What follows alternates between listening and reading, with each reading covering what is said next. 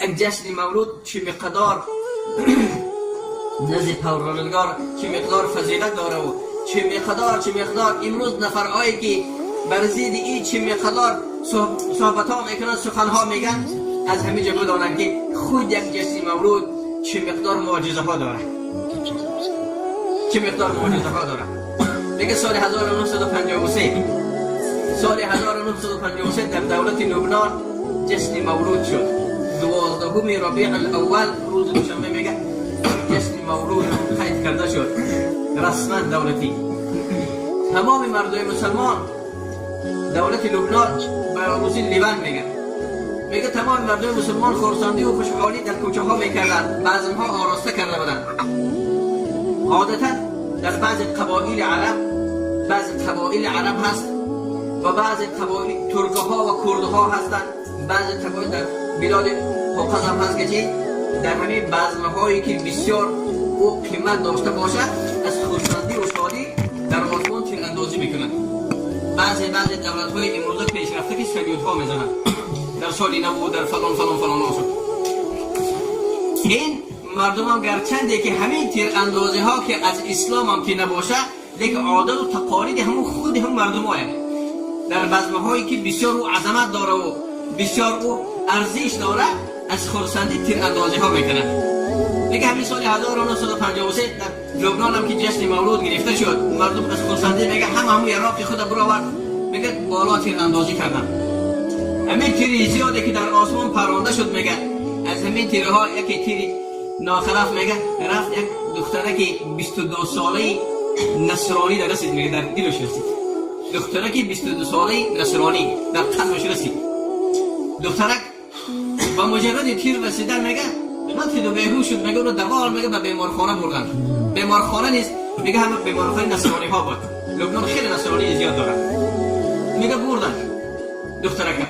مادر دختر خبر دادن، میگه دختر در وقت سکرات بود، جان میداد.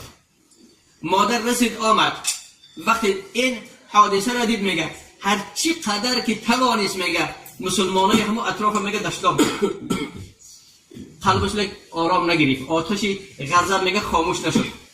شریعت اسلام میگه دشتام کرد، آتشی غضب میگه پس نشد، خاموش نشد. به اینم اکتفا نکرد، میگه رسول خدا را میگه دشتام کرد. هر چی قدری که میتونست بسیار میگه حقارت ها بسیار دشتام های طبیعی کرد. و در آخر گفت میگه ای محمد صلی الله علیه وسلم، تو دعوای پیغمبری کردی، 14 عصره که مردم پیروی تو هستن، دعوای پیغمبری کردی، 14 عصر شد که مردم تو فریب دادی، مردم معده‌شون خراب کردی. بین امروز پیروان تو امروز جشن مولود تو را قید میکنن، مولود تو را جشن میگیرن و مولود تو را قید میکنن، خرسندی و خوشحالی دارن. ببین که کثافتی بدبختی تو و شریعت تو و این امتی تو چی کار کرد؟ دختری مرا قربان کرد، فرزند یگانه منه، دختری که 22 ساله مرا قربان کرد. ای محمد گفت میگه با آواز بلند، صدا داد میگه با آواز بلند، اگر تو واقعا که اگر پیغمبری بر حق خدا باشی، دختری مرا زنده کن، معجزه بر من نشان ده، دختری مرا زنده کن. میگه همه اشک میریخت. تمام مسلمان ها که گرد بیمارخانه جمع آمده بودن، هر کدامش آماده بود که چی مقدار مبلغی که باشه صرف کنه و مهم دختر زنده مانه. هر کدام نفر مسلمان میگه خود سرزنش میگه شاید که همین تیری تو بود، کاری ناجا کردی تو.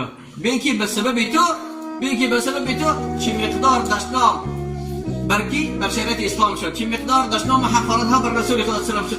تو چی فایده گرفتی؟ هر کدامش میگه خود سرزنش میگه.